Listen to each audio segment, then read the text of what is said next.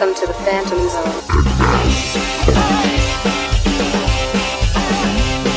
I try to join the X-Men, but I think they're maybe racist. Just because I'm human, they don't want my help. It seems it doesn't really matter if your superpowers firing through the belt. I tried to join the Justice League, but Batman was a douche to me. And Black Canary wouldn't tell me hi. And Classic Magic's to a middle finger that was 30 stories high. I got a message from the great Avengers. They offered me a membership. All right, welcome to And Now Comics. This is our first show of the new year. I'm Lou Gonzalez. Joining me this week, I got Double Johns, Ryan, and soon Connor will be in. And we were just talking about Harley Quinn show. First show of the new decade, I should point out. Oh, that's true. Also, first show of World War III. Am I right, fellas? Okay. I'm gonna go cuddle my baby Yoda and hide in a bunker somewhere tonight. Let's talk comics. So, What a fucking way to start that off, Siler. Thanks. The Harley Quinn show. And yeah, I think the reason everybody loves Poison Ivy is because I was saying, like, I don't think she's really gotten love in anything that has had anybody playing her with a voice. Because I don't remember her being in much of the Batman animated series. I mean, like, the reason why Harley and Ivy are, like, you know, like two peas in a pod is because of the Batman animated series and the characters. Because, like, Ivy's, like, kind of doesn't really come into her own until, like, they start doing the Harley and Ivy stuff. Yeah, but that's only, like, a couple of episodes, isn't it? And and that's in the, like, one of the last seasons when they did the redesigns, I think. I think they were doing it beforehand. Like, I want to say that there were a handful of episodes, but I mean that stuff was like so resonated with people for so long that I would put money that there's probably a Harley and Ivy episode in The Batman. I bet that there is also a Harley and Ivy episode. Wait, which one is The Batman? That was the Nickelodeon one or Cartoon Network. It was like Was one that of the them. CG? That's the Kids WB one where Joker had the dreadlocks. Okay, because there's so many Batman cartoons. Yes, I remember It was the one that. Yeah, it was the one that followed up after Begins. After Justice League Unlimited ended. Okay, yeah, I didn't watch that one. I watched the CG one with Katana, which was the interesting. Batman's not great, but it's also like not bad. Like, I think it has like a lot of like really kind of cool designs. That's what I was to say. It has interesting designs and it tries to do something different, which I commended it. But it was almost too weird for the audience. I think, like, also it's a dark take on. It's like the Hot Topic take on Batman post Batman the Animated Series. So it's like we don't really have time to kind of like acclimate ourselves to like a different version of Batman. Like, yeah, the reason why it came out was because it came out the year that Batman Begins came out, and that did gangbusters. Well, and I think that's also why people resonated so much more with Batman Brave and the Bold, because it was just such a wildly different take that, you know, no one else was doing at the time. Which is a perfect connection to the Harley show because Dietrich Bader is doing Batman again, and he's goddamn awesome. Like, the voice cast in the Harley show, like, I think from the jump, like, I was a big critic kind of before watching it, and I think it was mostly because of Kaley Cuoco, and I was like, in the clips, I didn't like the non-voice she was putting on, but I think they just chose some, like, really bad clips to show to, like, she does put on a Harley voice. To be fair, her voice is better than Margot Robbie in, like, the Harley Quinn movie. I can't agree more. I don't really like the voice I'm hearing in this trailer. Yeah, because, like, I was watching, like, Harley Quinn. I had to rewatch it because my girlfriend, like, loves the show, so we rewatched it with all her friends, and, like, we watched the Harley Quinn trailer, and the voice was just so bad in comparison. Well, it's like, listen to this cast. It's besides Kaley Cuoco, we got Lake Bell as Poison Ivy, Alan Tudyk as the Joker, Tony Hale as Dr. Psycho, Dietrich Bader's Batman, Jason Alexander is Cy Borgman, Ron Funches is King Shark, JB Smoove is Frank the Plant. Which, it's a murderer's row of like pretty good, like, either comedians or really great like voice character actors. Yeah. Christopher like Maloney, Wanda Sykes, Tom Kenny, Andy Daly, Will Sasso, like Ree Perlman, Chris Maloney as the greatest Commissioner Gordon design ever. He's tired of all these cosplayers running around doing crime. Giancarlo Esposito is Lex Luthor, which that's awesome. Oh, I did not realize Will Sasso's Maxi Zeus. Like, that was perfect. Wait, hang on. Wayne Knight is Penguin. Yes. Yeah. Oh, that's so good too. Yeah. Ed Newman. Yeah, I thought that was really. When I first saw him on screen, I was like, I know that voice. It's like so familiar. And then when I realized it, I was like, that's like the best voice cast ever. Another voice I thought Ivy would have been good for, besides her current one, would have been like an Audrey Plaza, because like it's like it's like the same person. Oh, like from Parks and Rec. I would say more for Poison Ivy. That's what I meant. Yeah, that's Poison what Ivy. And I feel like that's like kind of how they wrote her. Is that The character from Parks and Rec, kind like of. that archetype kind of character? But I think it works really well. Oh, I just want to say, the other two people in it, which I did not realize. So Scarecrow is Raul Coley, who's in iZombie and stuff. And then James Wolk is Superman. And that's the one guy who was in Watchmen this entire season. Yeah. Philip Martin's Black Manta. That's cool. Philip Martin like does like a ton of DC stuff. So. Well, he's been in Supergirl this whole season. Oh yeah, Yeah. like Yeah. oh, who's he in? He plays Martian Manhunter's brother. The White Martian? No, the evil Martian. Yeah, the White. Yeah. Well, he's not. He's like I can't remember his name. Because in that show they've had what do you call it? Everyone that's done the voice. So the guy who did the voice in Justice League, the cartoon, played the dad of Martian Manhunter, and Phil Lamar, who did the voice, I think later on, plays the brother. Aye. Can we just agree the voice like decision for Damian Wayne was amazing as like a toddler? Oh, No, I you got the had a Wonder love Kid. hate with it. I love that he sounds like an 8-year-old. yeah. Because it's even like more ridiculous, like when he's like put into these situations where he wants to fight Harley Quinn, and Harley's like, "I do not want to fight this child." He sounds like a literal child. I just find it funny that it's the kid from Wonder and Room with Brie Larson and all that stuff. Well, it's good. Like he is a kid. It's just like in my head, that's not what he sounds like. I guess. Yeah, I thought it was like a lighter version of like the Batman voice, not like a actual like toddler fighting crime. If you've watched the abridged, like the Young Justice abridged, the version of Damian Wayne they do in that is more what I think in my mind, where he's like kind of more like I guess he was kind of like cunty in Harley Quinn, and I say that with like a complete nod to the first episode of the show or the second episode, which is a hilarious idea for like a villain to get canceled. I haven't seen this character pop up yet, but who's Cyborgman? So he's a character from the Harley's comic in New 52. He is the landlord of their apartment. Okay, yeah, I know because I like read that and I'm like, oh, is it like a joke that it's like it's Cyborg Superman? No, he's and it's like Cyborg. No, it's Borgman, like he's Superman. No, it's Borgman like he's a hysterical Jewish cyborg. Like old Jewish grandpa curmudgeon cyborg. All right. Who does Clayface? That was the one I didn't look up. Alan Tudyk. Oh, he also does Clayface? Because Alan Tudyk does the Joker, Clayface, and Calendar Man. Oh my god, because Clayface is so good. And it's another guy. I guess they have Tudyk signed to do whatever they want, whatever Also, they can hold on. Rob Corddry does not do Kite Man. He does not? No, it's Matt Oberg. I thought it was Rob Corddry. No, it's not Rob Corddry. Let me see. This guy is just a small bit kind of actor. He's been on the show The Comedians. He was on the Real O'Neills, Recur Girl and Fresh Off the Boat. I swear to God, I thought it was Rob Corddry. It is not. He also voices Killer Croc and KG Beast. Yeah, I've never seen this guy. No, wait, there's like another image of him. I was like, I've definitely seen him before and stuff, and I can't remember from what. But yeah, I totally thought it was Rob Corddry. Yeah, he looks like he was in Veep is this big thing and Fresh Off the Boat. So I got a friend's HBO account. Are these also showing up on HBO? Because I know Doom Patrol's on HBO. Not regular HBO Max most likely. Yeah, Doom Patrol isn't on regular HBO, I don't think.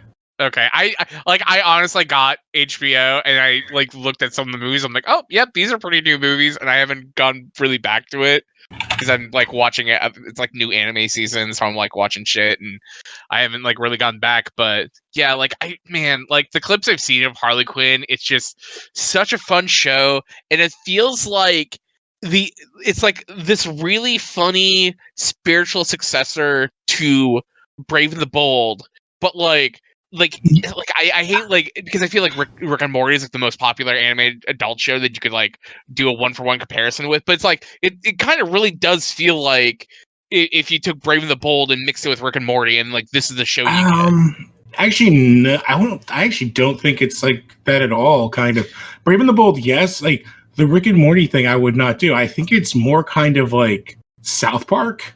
Like the whole bit with Calendar Man, like talking about like Harley asks like Calendar Man about a date and he says like this exact date, and then on the other side of the window is Calendar Man's wife. She's like, oh, you can remember that date but you can't remember your son's birthday. Yes. Like that feels like a Rick and Morty joke. Yeah, okay, and less of a South Park joke. I guess I mean the South Park and like the open crudeness and the kind of like political, like kind of sort of political stuff they play with like, oh, like they don't let women, there's like a glass ceiling of villainy and like all that kind of stuff where they play with like those kind of like a satirical take on like real world kind of things. Yeah, I think like the Rick and Morty thing for me was like, I mean, Batman I think the Rick and Morty thing is like the really thing leans and like the bits. Yeah. I was just gonna say, like, you know, it does like that thing that Batman Brave and the Bold does, where it really leans into the comedy of the character traits of who their archetype as a hero or villain, but then it does like the Rick and Morty thing where it kind of does like that, like it's like not like explain the joke, but like does a thing where it kind of points out like the dumb things about the thing, but like it's not, you know. Yeah, Not mean about it. I don't know. I get what you're saying. I think it's in a way it's kind of its own thing in many ways because sure, I was so taken aback when they like were dropping like when they were saying fuck a ton in the first episode. I was like, oh, I was not expecting this at all. I was expecting a horror, like an adult thing, but yeah, like I think it's like really is like an adult Brave and the Bold in like kind of like all really good ways. It's like Brave and the Bold after dark. Yeah. But yeah, we have that, and I guess we could spin that into some of the trailers that just dropped recently. So I guess we can start with the second Birds of Prey trailer. I just watched it. It was not good. I'm very excited for Birds of Prey. Like I think I've like told you guys that there's like really only 2 superhero films I'm looking forward to watching this year, and it's Birds of Prey and the New Mutants, and I feel like that's the one like everyone it's just like given up on. We'll get to New Mutants because I've done a 180 on it, but Birds of Prey, like it feels like it's Harley and her super sidekick squad, and I think the biggest problems I have is I hate what appears to be the design of Zaz and what we see in this trailer, his buddy relationship with Black Mask, as well as Cassandra. Like, I don't understand that design and what they're doing with her at all. I think Zaz looks like about like what I would expect a Zaz to look like. He looks worse than the Gotham version. But I mean, Zaz is a dude whose like whole stick is he cuts himself when he kills people. It's like he doesn't have a costume. He doesn't look like he looks like a dude. His costume is that he's like naked. Yeah, and so I mean, and to be fair, I think Black Mask. I don't know. He's a crime boss, and he has a black mask. Like he's not the Penguin, and he's not as interesting as like a Falcone. You know, like I feel like it's just like, you know, they got like a lot to work with. You know. It's like they're kind of blank slates. Yeah, I kind of don't get why Zaz is there because he's obviously like some sort of like henchman, like top henchman guy. It seems. Yeah, and like that's really not that character. Like it almost like takes the teeth out of him. I don't think there's a whole lot of reverence for Victor Zaz. I think it's just like who's like a low level psychopathic Gotham guy that we can play with. And like fuck around with and kill off in a one-off movie, and no one will be really, really mad about it. And I think like Zaz is that guy. I get that. I just think it's like, to me, he works better as like he's a serial killer. Like, I think he works better in like a darker movie than this, like a more serious movie, like Suicide Squad. Ugh. But I feel like what a serious movie that was. But like, I think the movie that like the character that bothers me more is Cassandra. Like, I don't know what the hell they're doing there. Like, it doesn't make any sense to me. I think that's completely fair. But I like the idea that in the new trailer, they're basically it's like why would these 5 people come together, and like there's like a quick like 10-second thing where it's like, you robbed him, you killed his partner, you're trying to build a case against him. Yeah. And I'm like, oh, that seems like and I honestly am just kind of like really excited to see Harley and Black Canary and Huntress just bounce off of each other, because I think that's like kind of the best thing about that trailer, where like the little clippy kind of shit that they were doing. And I don't know, like I think it's gonna be a lot of fun. Like I don't think it's gonna be very harm. I think it's gonna be completely harmless. Like I don't think it's gonna be as bad as some of the worst DC has offered, but it's like if it's on par with like a really dumb Aquaman, like I watched it. I didn't hate it. I just was kind of like, this looks okay. Like my excitement level is still the same as what it was when the first trailer came out. See, mine went down a bit. Like I thought the first trailer was better. I don't know. I agree. I think that too. But like I also think like the structure of the trailer was like a little bit better. But like this was the trailer where people were like, well, why is it Birds of Prey and Harley Quinn? Because this trailer just seems to be all about Harley Quinn. While this one was like, yeah, it's about Harley Quinn, but like, hey, this is why we're also having these other characters here. Yeah. Oh no. Like I get that, but like I guess I'm not. Like, I wasn't super excited for it anyway, and then this made me less excited, as opposed to New Mutants, which I'm like... It looks so much better. Like I had faith in that movie from day one. No one else did. Now I'm happy that everyone's coming around. Well, it's been, 3 years since it was made?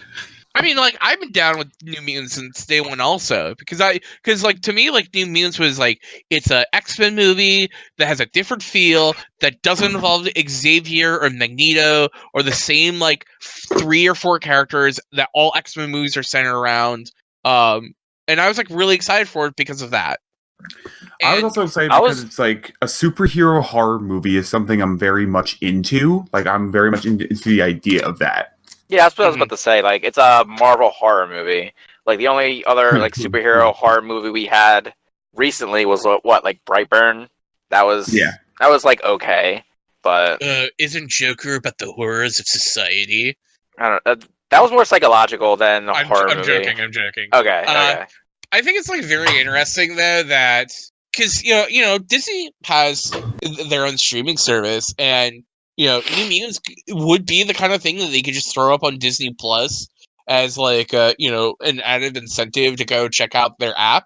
But it's like they put out a trailer, it's still coming to theaters. I think that's a very good sign that at least Disney has. Well, I think at least some kind of a plus in it. Yeah, from what I've heard though, like they're going back to the original cut the director wanted to do. Which, that's a lot better. I think that's what they say. I don't. Well, the fact that there's the bear thing says that that's kind of the way it was going, because Fox apparently wanted the bear thing gone, and did they want to replace it with Warlock? I think Warlock is in this movie. I think that there are things that they filmed that are put into this movie, but I think a lot of it's going to be a surprise thing. I think like this movie, I think they're gonna have like a bunch of surprise shit that happens in this movie that's gonna carry the word of mouth to like get people to come and like check this out. Well, it's also like a total freak show of a movie in general, because they filmed this 4 years ago. It's supposed to come out 3 years from its date that's now marked. Yeah. Also, the original cut of the movie, if I remember right, had. Because, like, there's a stinger about a secret villain that shows up in the movie that was supposed to be played by John Hamm, and evidently that's not the case anymore, and he's played by a different actor. Antonio Banderas. I didn't want to say it because I wasn't sure if that was like it was a thing that was like out there for people to know. Well, we don't know if it's even going to be in there anymore since like. Yeah. So, and who would he even play? Like when I saw the thing, I was like, all right. I mean, it's out there. Who he is playing? Yeah. Oh, I didn't know that. Yeah. Do you want to know, or do you want to wait? Do you want to be surprised, or do you want to know? I'd rather just know right now. So spoilers for a movie. Mr. Sinister. Oh, that was already like discussed. Mr. Sinister as like John Hamm. That was like I that was actually a few years ago during one of our discussions. We were like, "Oh, John Hamm's going to be Sinister." Well, I mean, like that was also, that was also like 3 years ago.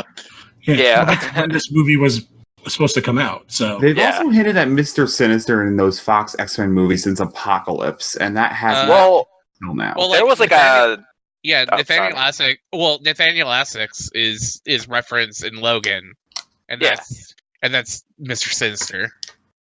Right, I'm saying, and there also was a box from the Essex Corporation at the end of Apocalypse. But that's the whole thing. Like, are they even going to bother? Like, this movie's the last part of, and it's barely even connected to that universe as far as we know, which is dead anyway. So, like, who kind of gives a crap who shows up? Like, in an exciting way. Like, whoever shows up, like, this is the one time we're going to see them most likely. I was watching a video today, and someone brought up that it could be that New Mutants is like this was like their galaxy brain idea. Is that New Mutants is set in the Marvel U? That you have like these reshoots, and the reshoots set it in the Marvel U, and like this is like the first. It's like if this movie is successful, then like this is like how you push the mutants forward. That would be interesting. Nick Fury just is going to pop out of the shadows, like he pops out of the demon bear. Yeah. It could be because in the trailer they show like the hospital as like a prison, so they could just be like gathering like mutants or like Inhumans, as they said it in Agents of S.H.I.E.L.D., and just keep rounding them up and like studying them. I mean, yeah, but Agents of S.H.I.E.L.D. also isn't. It's canon, but it's not canon. It's in a weird like limbo, but it's. I think all the TV stuff is getting reset because it's now all under Feige now when it wasn't before. Well, and this is something brief I'll just go over. I didn't put it in the chat, but apparently, I guess, transitioning quickly, ABC is in talks with Feige about bringing a broadcast Marvel show back to ABC. Which one it is, we don't know. A broadcast Marvel show? Like the Netflix show? No, or something like on like one of the cable channels like ABC or like making a show for ABC. Yeah, hang on, I'll find the article right now. I thought you meant like they would bring something that was already out and then bring it making one to ABC, and I was like, what, like Runaways? Runaways got canceled, right? It ended. But that's what my thing was. Like the way he worded it was that ABC would pick up this canceled show for ABC. Mm-hmm. Well, I guess it would make sense in some way, but I guess it depends. Like everything got restructured now with Feige on the top, because we don't really know what's coming to Hulu. Because there was like, what was it, Ghost Rider at one point, but now that's gone. It's all the animated stuff now. It looks like, and Hellstrom or whatever. Oh yeah, Damien Hellstrom. The Hellstrom show is still around, and then the animated stuff is still happening, like the Howard the Duck show. Yeah, I'd watch Hellstrom. I like David Hellstrom. Yeah, I can't remember because it's him and his sister, and it's like a horror show, if I remember correctly. And it's supposed to be more mature, which is why it's on Hulu. Well, it'll be really curious to see what they do because now FX is producing shows exclusively for Hulu. So I'll be curious if Marvel does anything on that front. Well, what is interesting is that like we're almost at the point when those Netflix shows are back to Disney because it was like 2 years, wasn't it? 2 years after they get canceled. Yeah, it was 2 years to get their license back. And it's been like a year and a half. It's been like a year and a half since, what was the first one that got canceled? Iron Fist. Yeah.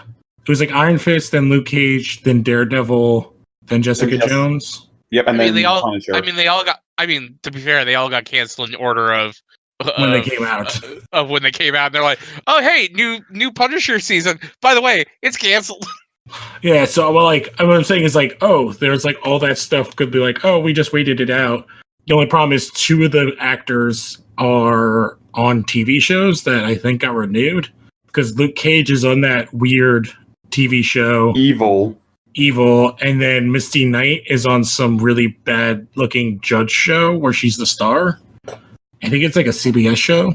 Yeah, but I'm hearing something like, I think probably if anyone were to come back, it would be Charlie Cox.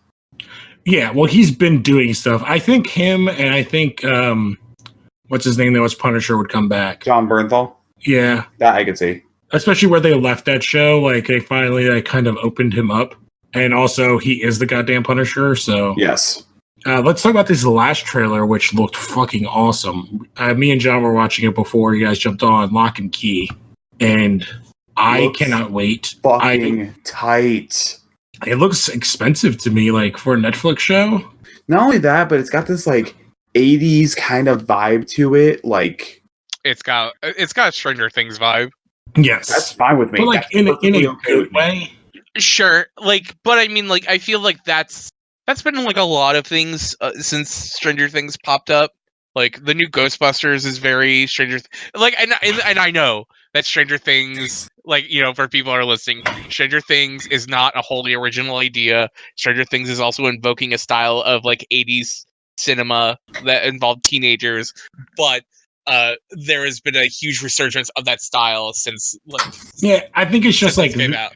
That's also like the era when like kids in horror movies became like a more of a thing. I feel like in the 70s it was like slightly Teenagers. older. It was like slightly like older. Yeah, like older teens. I also get a sense of like, remember The House with the Clock in its walls? The movie from like by Eli Roth? Yeah, I get a sense of like a more mature version of that. Which is funny that a kid's movie from Eli Roth like is not as mature as Lock and Key. I don't know. I kind of thought of this as like a horror version of like The Lion, the Witch, and the Wardrobe in some ways. Okay, that's a better comparison. Like I kind of got that, like, and also obviously American, but like, yeah, I kind of got like I like the colors, like I like that it's like kind of muted, but like it looks cool. And there's like a link it gives you at the end of the trailer to a website which takes you to the first 2 minutes of the first episode. Holy shit! Is fucking so weird. I know John dropped it's the last clip in here. Oh, I didn't even know that they did that. Yeah, it's the first official I saw the website. I'm like, oh, cool. It's maybe some little fun website. Let me type it in. And as soon as that happened, it leads me to YouTube, and I see, oh, it's the first scene. I'm like, oh, okay, Netflix. And it's a thing. It's interesting. It's very, it's explosive. I'll say that much. Yeah. I need to read, or I need to finish Lock and Key. I've never read it. I've never read it either. Yeah, and I think I'm gonna wait until after it comes out because that's kind of how I feel with like the Umbrella Academy.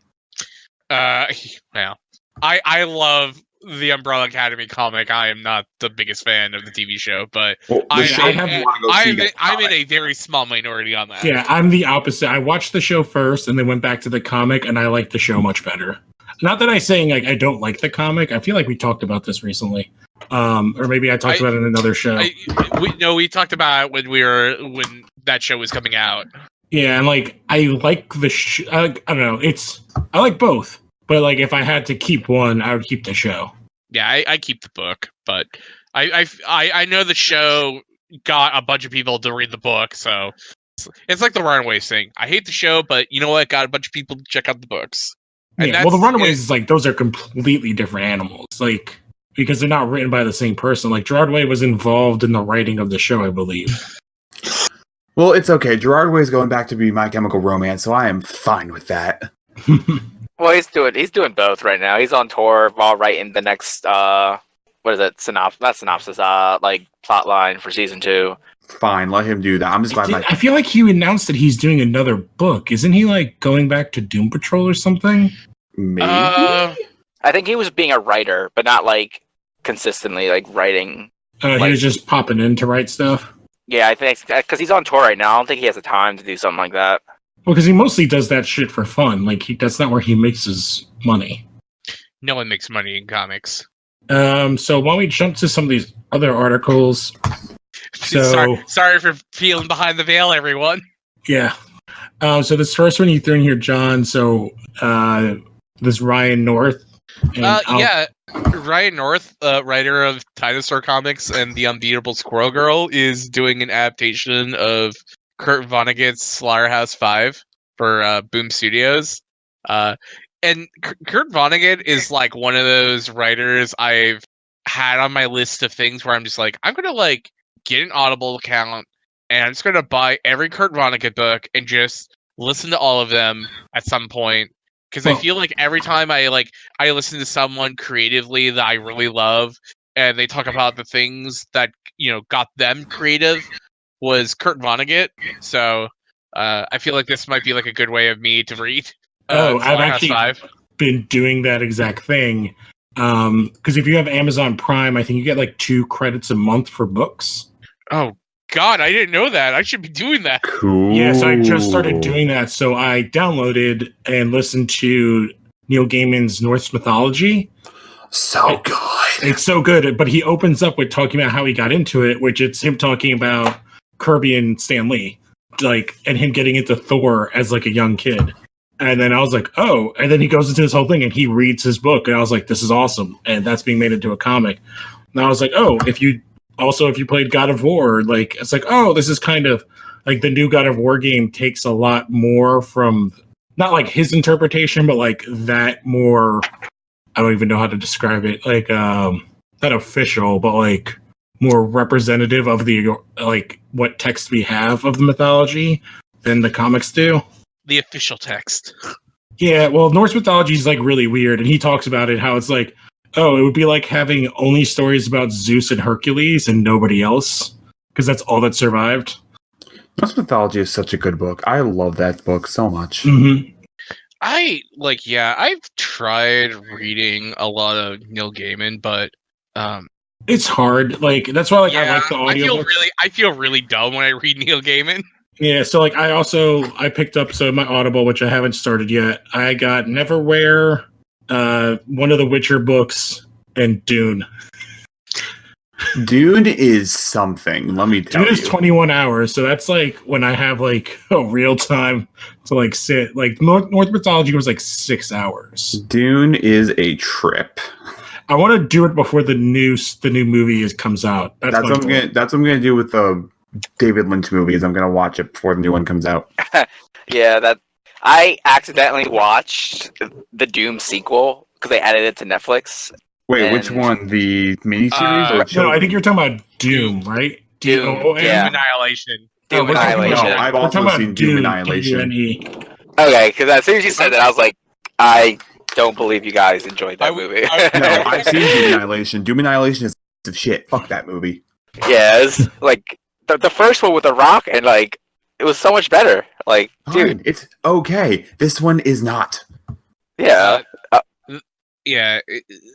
Well, I mean, like both Doom movies are bad. So. Well, comparing one to the other, the first one is a lot better than the second one. Well, yeah, the first one has Judge Dredd and The Rock. Yeah. They also added some weird sequel movies to Netflix as well, like Benchwarmers 2, which caught me off guard because I didn't know they made that movie. Or Granddaddy Daycare. Yeah, I saw that. Was it Danny Trejo? Yeah, Danny Trejo. I was like, what? Danny Trejo, why are you in this? Because Danny Trejo takes a check from anybody. That's what. Yeah. Wasn't the Doom sequel done by Krackle? So aren't these all a bunch of just Krackle movies? Isn't Krackle dead?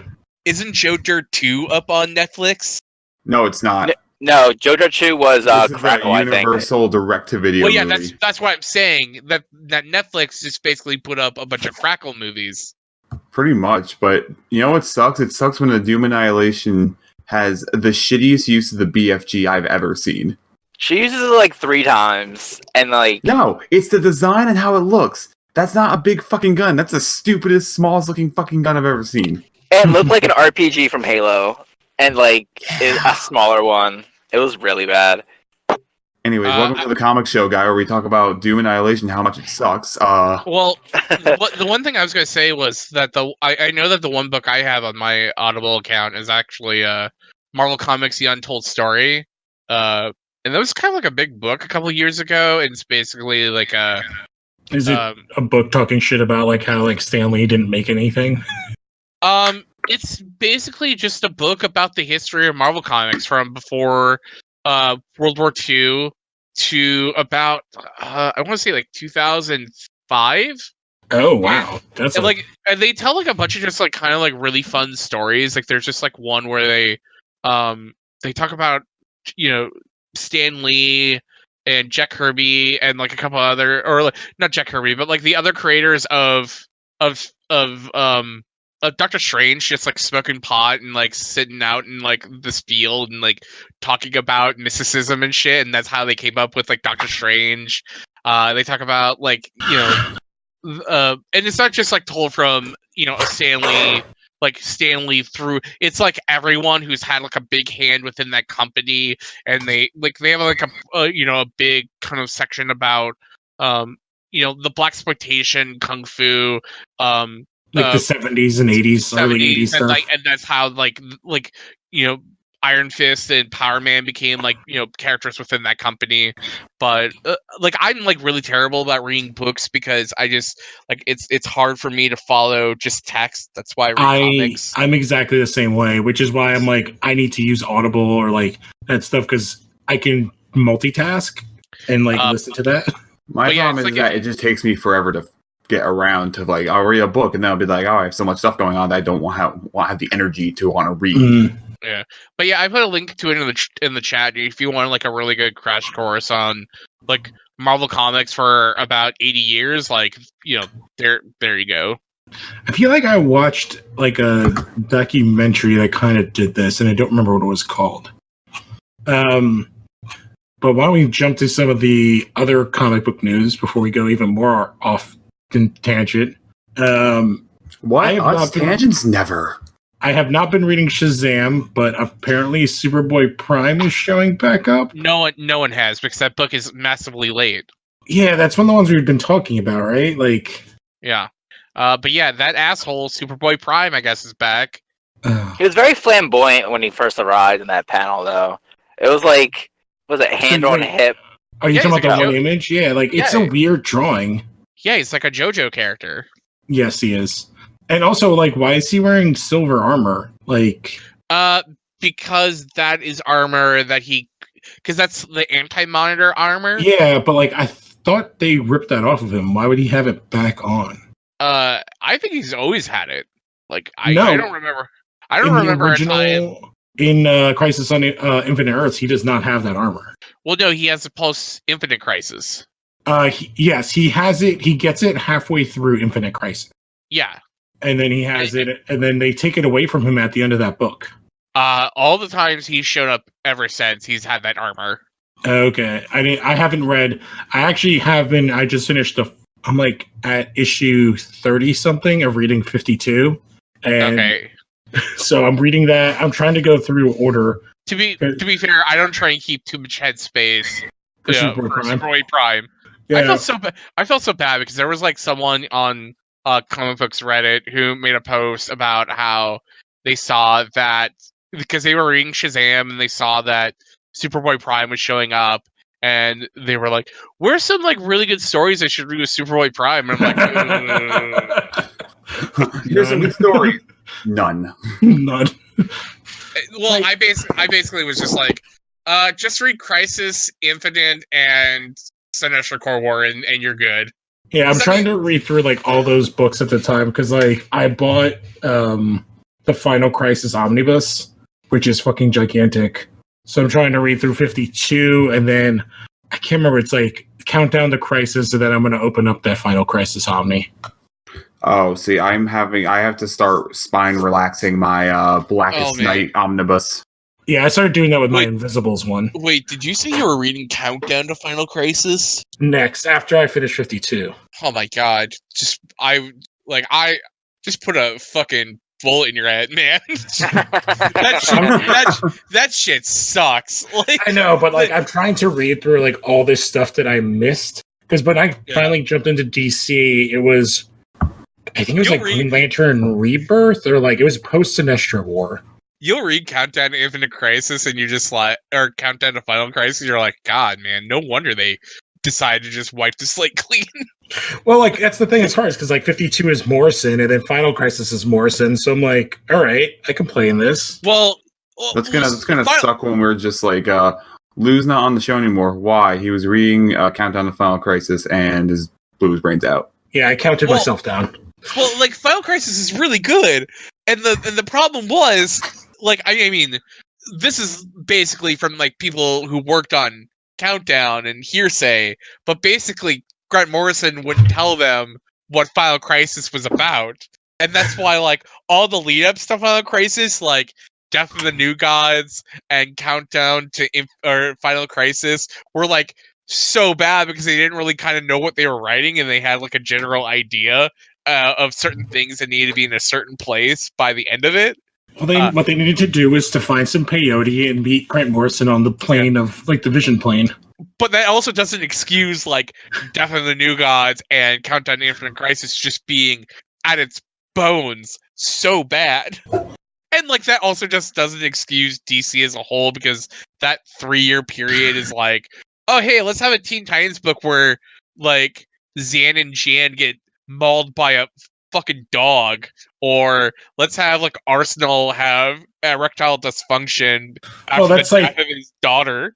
That's like the end of that extreme, which we're going to talk about after the show, but like that's the end of the extreme of like the 90s and early 2000s is like that era. That was late 2000s, my guy. Oh. like that was like a year or two before the New 52. Oh man. So I guess that extreme thing didn't change until what, like New 52, and what was like Civil War is still pretty hardcore, but it wasn't like that extreme thing that was still going on. That extreme kind of idea of the hyper-violence stuck around for like a really long time. It's not even just hyper-violence. It's just like unnecessary. Yeah, it's just like, oh hey, like let's have a book where Ryan Choi is fucking murdered and then put into a matchbox. Oh yeah, that was like right before New 52. That book pissed me off the way that ended. That was the weird Teen Titans book with Deathstroke as the leader. Yeah, and other than Secret Six and like I think Zatanna was still going on at the time. Like those were like really like the only two like DC books. Like every DC book was like that. It was just like, what is up with this garbage fire right now? And it's like, you know, then they announced that they're going to like restart everything. It's like, good. Like, it's just, they're like, we'll move to a new town. Everything smells like a tire fire right now. Yep, just burn it to the ground and start over. Which I guess can kind of lead us into the kind of last story, which kind of all these things tie into it, which is this DC post-Christmas gossip stuff that you post on here, so the 5G death metal. Yeah, I wasn't even like really sure if I wanted to post this in here because it's all.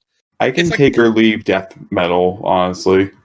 So Bleeding Cool posted up like this big Christmas gossip column about the future plans for DC, because I think post Watchmen, I think like I'm speaking for myself, but I like to think probably other people would like to know, like, hey, with the end of Watchmen and a new creative team showing up on Batman, and there's like kind of like no big general like through line for the DCU right now. Like, no, because Snyder's leaving Justice League, and yeah, like I know what you mean, but like. And 5G is basically a real thing, at least because it's talked about in Doomsday Clock. I want to point out, and there's this one line in here made me laugh a little bit internally, which was, might this be the time for DC to go back to Jeff Johns and ask him to smooth things out as they did with Rebirth? DC Comics can't deny the popularity of his Doomsday Clock comic book. What? Yeah, that's the line that's in Bleeding Cool. I'm like, oh, wait a minute. You mean the book that took... Doomsday Clock was good, but it just took way too long. But so basically, like, the general idea of like a lot of their gossips is Jonathan Kent will become Superman, Luke Fox will become Batman in the new Batman book that will have like whatever creative team that's announced for the book. Joe Mullen, who is the Green Lantern in Far Sector, will be the new Green Lantern going forward in a new Green Lantern book. That there is a new Convergence style event that's going to be happening in spring by Mary Jevons. Which Convergence was basically DC's version of Secret Wars, if I remember correctly. Pretty much. That a lot of creators just want to go and work on Black Label. That there's going to be a sequel to Metal called Death Metal. That the Three Jokers is still not on any kind of timetable for release. Like there's like a part in like the one thing I like just do not believe about this is like also they bring about how one of the first looks at this like new direction in DCU will be in Dan Didio's written Metalman book, and I like the Metalman, but I don't know anyone that's reading Metalman. If something happened in that book, I don't know if anyone would have known. I didn't even realize that book even started. Yep. Like, and I told my comic book, like the guy I buy comic books from, like all the time. Like, I love Metalman, like, because I read that Duncan Rouleau drawn Metalman book from what was it? Infinite, like pre or post Infinite Crisis, and I thought it was super fun. And then every Metalman book since then has been written by Dan Didio, and it's boring. And it's just basically the old take on Metalman, and it's just like not cool. And so it's just like I saw that there was a new Metalman book, and Dan Didio was written. I'm like, can't he just let someone else write these characters?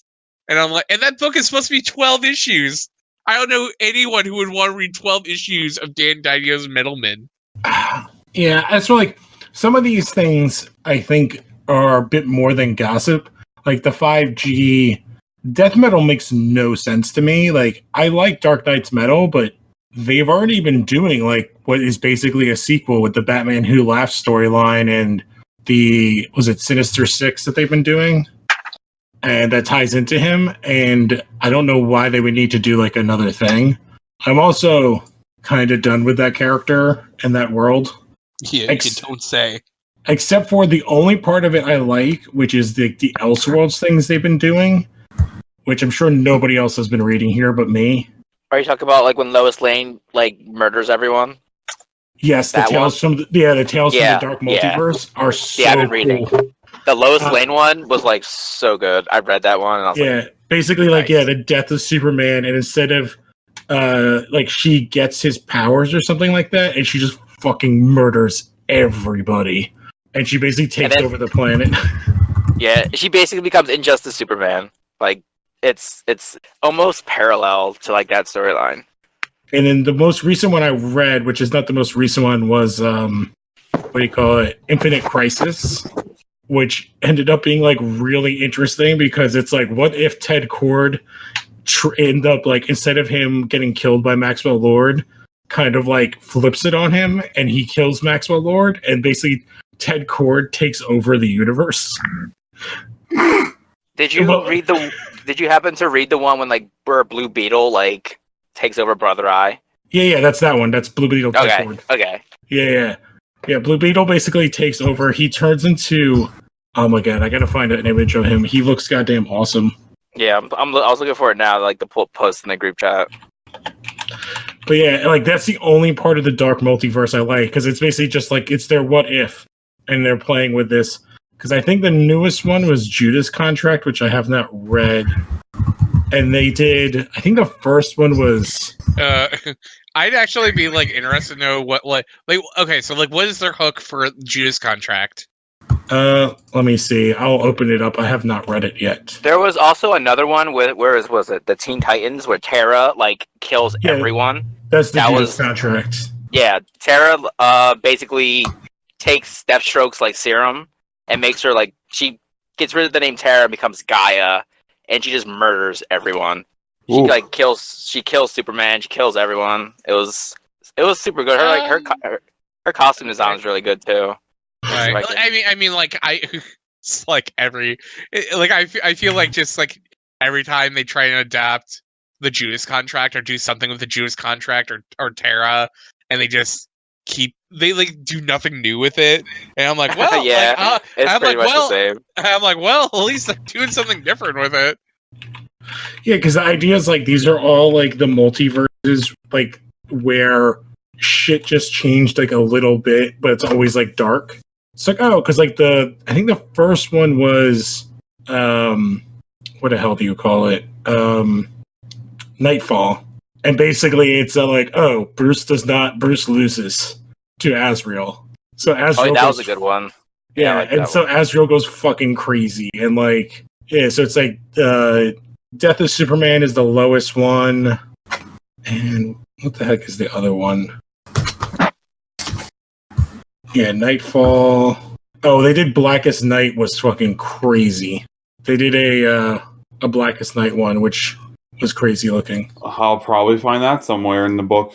Oh no, like it's not in it just came out, so it's not part of that. Oh, okay. I thought it was in the omnibus. No, this is like their Elseworlds thing. Oh, I get you. So here's Blue Beetle in his book. No, go away, that thing. They like shit on Batman every chance they get though. Like in the Blue Beetle storyline, and in the Blue Beetle storyline, he's just like, "Shut up, Batman."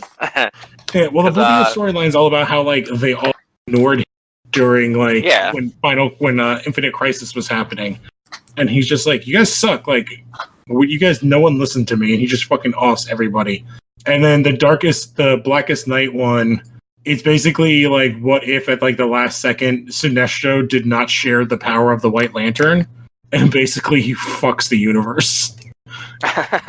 Like everything goes fucking bad. Like, what is this that you're sharing, John? Oh, this was like when we were going to talk about like comics we wanted to talk about. Oh, so yes. I was just putting images into the chat so people know what I was talking about. Yeah, so that's kind of it for news. So let's talk about this. So we're trying to figure out like a new book to read. We've thrown a couple ideas around. So John, since you posted this, why don't you start because I've never heard of this story. Okay, so I know like I've been kind of down on some aspects of Black Label because I feel like when people try and adapt a Black Label book, it's just like, oh yeah, we're gonna be an adult comic by like showing Batman's dick, or we're gonna say fuck a bunch. And I think like I've read like the first issue and a half of Harleen. I think that's been pretty good, but it's like also on the strength of the creative team of Steven Sedgwick. It's just like very good. So I didn't even know this was coming out, and I picked it up on a whim because I thought the cover looked really cool. It's called Wonder Woman Dead Earth, and it's from Daniel Warren Johnson, who's the writer and artist for the book. A lot of people know him as the creator for the image book Extremity, or that cover looks fucking cool as hell. Or the other image book, Murder Falcon, which was kind of a big-ish book last year. And it's basically like, has anyone here ever heard of the book Superman at Earth's End? No. It's a super terrible mid-90s Superman book, basically set in the post-apocalypse. And so this is what this Wonder Woman book is, but way better. It's Wonder Woman. So basically, like, it's set like maybe 100 years after like a nuclear war occurs. Like a lot of the planet's been ravaged. Lots of mutants. So it's like kind of like Commandi from like Jack Kirby era world. Yeah, but it's like set in the not so distant future, like like 100, 150 years in the future. And it like Diana, she wakes up out of a tube. She ends up saving like these people, and she's just like, what's going on? What's happened? She like this is on the outskirts of. Like she was like basically like in old Gotham, like she's in a tube in like the Batcave, and she ends up finding like Bruce, who's just basically like in his costume, but it's like a skeleton on his couch, and she grabs like his utility belt and like her old costume, and she's It's basically like Wonder Woman being like the savior of these people in the post-apocalypse, and it's so good. That Like the sounds art, kind of dope. I mean, I like the cover of this. I'm actually reading it right now. Yeah, yeah. just like So the cover art is the interior art. So it's like the like everything is like as detailed and grotesque and like vibrant as like what the color looks like or the cover looks like. And this is like honestly like like one of the first like Black Label books where it's like this feels like a book that you could have only done in Black Label, but doesn't feel like annoyingly like adult. Where it's just like this Superman feels is one. Or year yeah, one. this feels like like a book that's made for an older generation of comic book fans, but like doesn't feel childish. But like also it's just like the voice of Wonder Woman in this book is like so good, and I like am really excited for like the following issues. Like the colors in this book, it's like again a post-apocalypse. So it's like everything's like brown and reds, but then you have like these vibrant like blues and like crimson reds and yellows, and so like everything just kind of like pops really well. Like I think that book is great. it looks really interesting. Like I'm flicking through it right now. It's cool looking. I definitely will have to give this a better look. Yeah. Because I also did I read this like back to back with The Dark Knight Returns to the Golden Child.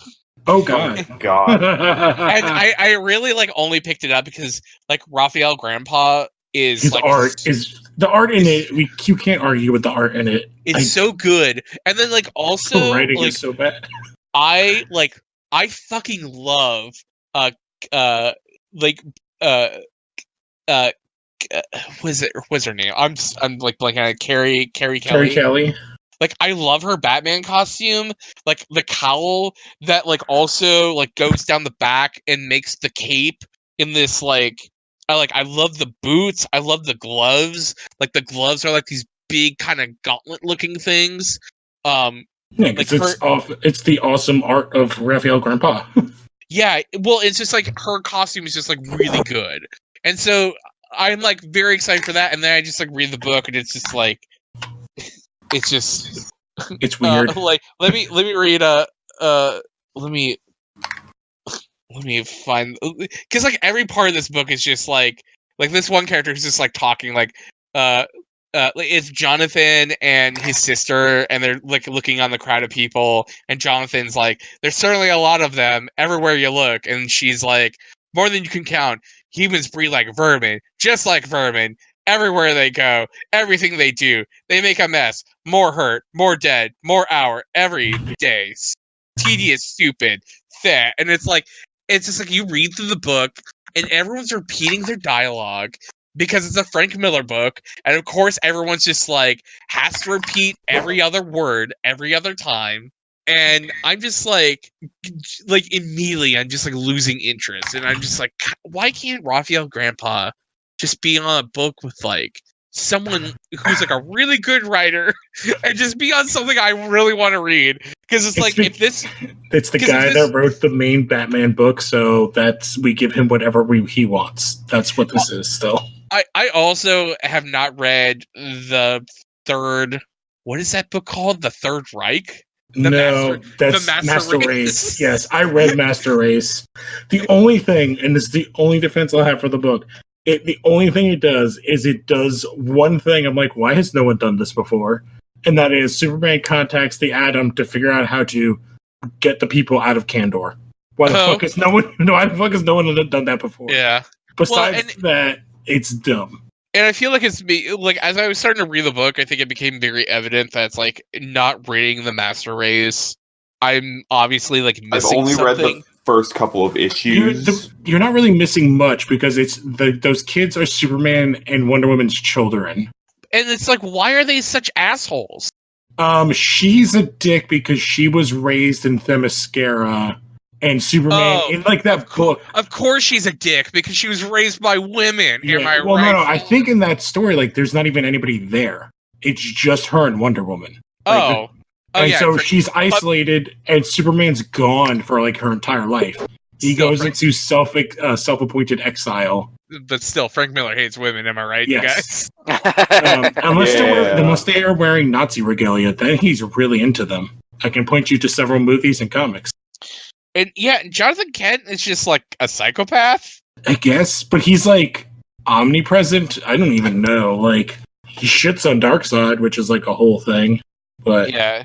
Well, it's like you see Clark, and Clark is just you see him for like a second. I'm like, how can this kid who's raised by Clark be this way? Well, because he's not. Like, again, he's like in the first book, he's just with Wonder Woman, and Wonder Woman and him Jonathan are hiding the entire book. Jonathan's like living on Themyscira with. Okay. He's born in the other book, and then him and Wonder Woman are in hiding. Oh, because these are like. Okay, are these the kids with Wonder Woman, or are these the kids with Lois? Okay, kids with Wonder Woman. So that's why they have. Okay, that explains everything. Yeah, I'm sorry. So that's why. So they're like half god, half Kryptonian. Got it. Yeah. So I just remember reading the first couple of issues and like, man, this was fucking dumb. It is dumb. It's very dumb. At least the new one, the art is good, so you can at least look at it. I'm trying to think, but yeah, like the daughter's shitty in the other book too. Like she's shitty as hell. Oh, great! And I'm pretty sure in that book they put Bruce in a Lazarus pit, so he's supposed to be young again because she's Batwoman, I think, in that book. I don't remember. They definitely get worse as each one goes along because I actually don't think Strikes Again is that terrible. It's not good. I don't like the art. I remember not finishing it. The art was more garish than Returns. I didn't mind Returns' art, but it felt more garish than Strikes Back. Yeah, but like the art is always like not great with his stuff. This is the first time he's doing something with good art. Which kind of goes to like, so we've been talking about what is our next group thing to read. And I was kind of throwing the idea around reading something kind of from the 90s as a counter to us reading Crisis on Infinite Earths. Please, God, not a maxi series. No, I think we were like leaning towards Venom Lethal Protector. I'm all for that. I have it literally in my hands right now. We can just read Superman versus the KKK. That book is rad. Yeah, but that's a new book. But yeah, so that would be, I'm looking here, 1993. And it's only 6 issues, so we could do like 3 issues of like reviewing kind of 2 issues of the comic each show. Think of all the M&M jokes. Oh my god.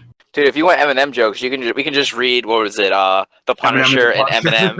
Yeah. We should definitely do like one-offs. Those would be fun. Yeah. Like what? Yeah, the one-shots. Yeah. What was another good one? Was it Archie versus the Predator? Like that would have been. Archie met the Punisher at one point. Yeah. Yeah, they've done a bunch of weird books like that.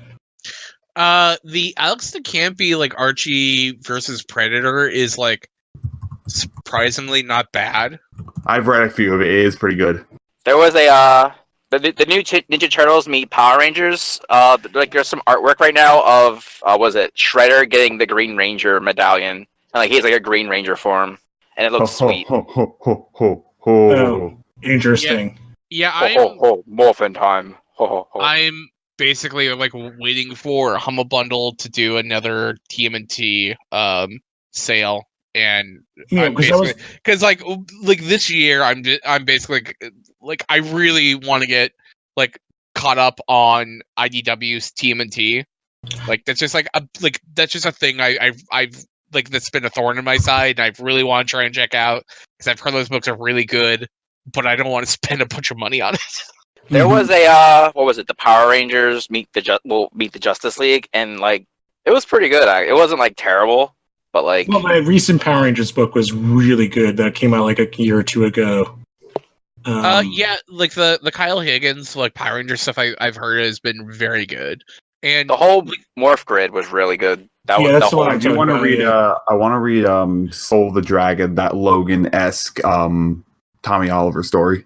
And I also really loved the only one I read from beginning to end was Power Ranger Pink by Kelly Thompson, and I thought that was really good. I read that too. I thought it was good. That kind of popped up in the middle of the other one. I just saw that Batgirl picture you posted of Batgirl #1, and it's just goofy. Yeah, that's her costume in that, where she has like a pink and green. Yeah, I'm just looking Except at I think in the first issue, she's I just saw this photo, she's in like the armor from like the original series. But yeah, so I think we're still trying to figure out what we're going to read. But right now, it looks like we're leaning towards Lethal Protector. But I guess that kind of does it for this week. If you guys wanted to check out that picture of the Shredder, I just posted it in the group chat. Oh, it looks really sweet. So does anybody have any plugs for this week? I'm gonna plug Phantom Zone. Go listen to our Best of 2019. I wasn't on it, but I'm promoting it for the others anyway. Go listen to their Best of 2019 episode because it's really good so far. You can follow me at John JOHN _FN _Seiler SEILER, where I share work links, stuff I'm excited about, bunch of other bullshit. I'm also on Instagram at the same link, so follow me there. Yes, and I'm also on Twitter at JMScott193, so follow me there for goodness. Also around Phantom Zone. All right. So yeah, check out all the other podcasts, leave 5 stars, tell a friend, and we will catch you guys next time. Adios. Bye-bye. See you in the wasteland. I was waiting for that.